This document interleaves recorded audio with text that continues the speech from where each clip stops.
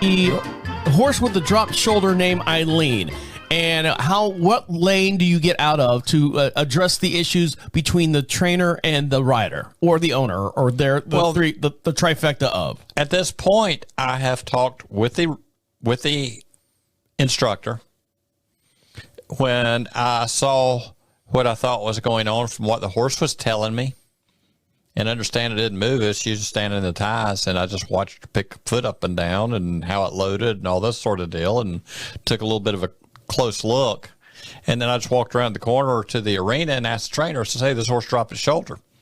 And she says, not with me, but she does occasionally with the rider. So we can take, I think I can help.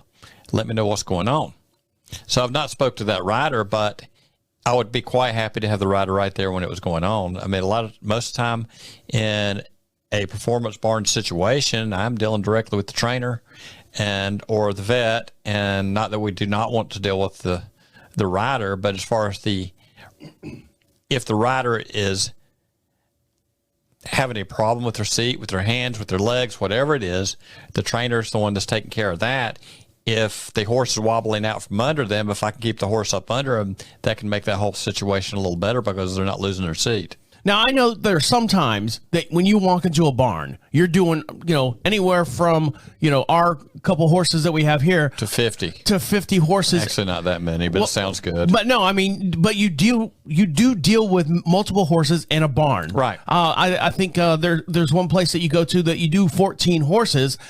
And who's in charge? I mean, you can't have every single rider there. You can't have every single trainer there. I know there's barn hands that will bring the horse out, and, you put them on the cross ties. But you physically, outside of your knowledge of the horse and everything, you have no one to bounce, hey, what is this horse doing, or anything other than your visual inspection and your listening and feeling inspection. So how do you deal with horses in that sense when you don't have someone there, like with Eileen, where you had the trainer there? Unfortunately, the rider wasn't there, so you have to kind of converge with the trainer as far as what's going on. Well, you do. Every time a horse comes in, every time, you take a quick look at the horse, and you would be shocked what a horse is screaming at you about. And But when you have, I'm not to interrupt you, but when you have 16 horses that you're doing that day, and of course you treat everyone on an individual basis, you don't do one cut across the board. Let's say you got the white horse that comes in. Is it just the farm or the barn hand that comes in and ties the horse up, and you shoe the horse, and then basically they bring that horse out? How do you get the knowledge that, hey, look, I did this, I did that, to the people that need to know what you did to that horse? Well, I need to know what I did to that horse while I'm doing it. All right, yeah. And, I used to have people say, how do you remember every horse? Honestly, at this point, I find that to be a hindrance on what I'm doing. Because next time that horse walks in, it'll be a little different, be a little different, be a little different. Does the horse look like it's going in a positive direction or a negative direction? As far as what his feet are doing, as far as what his body are doing, as far as what the movement pattern's doing. If the movement pattern's getting better, the muscling will get better. If I don't have a chance to watch a horse move, and I don't always, in an ideal world, we'd watch every horse go under tack, untacked, tacked up with the rider, with the trainer, and all that kind of stuff, and we'd get 2 horses done a day.